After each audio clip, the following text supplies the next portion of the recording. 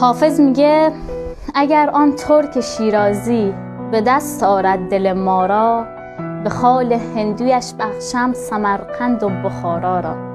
صایب در جواب حافظ میگه هر آن کس چیز میبخشد ز جان خویش میبخشد، نه چون حافظ که میبخشد سمرقند و بخارا را.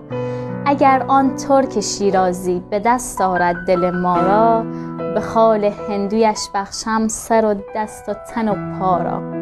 شهریار در جواب صایب میگه هر آن کس چیز میبخشد به سان مرد میبخشد، نه چون صایب که میبخشد سر و دست و تن و پا را. اگر آن ترک شیرازی به دست آرد دل ما را، به خال هندویش بخشم تمام روح و معنا را.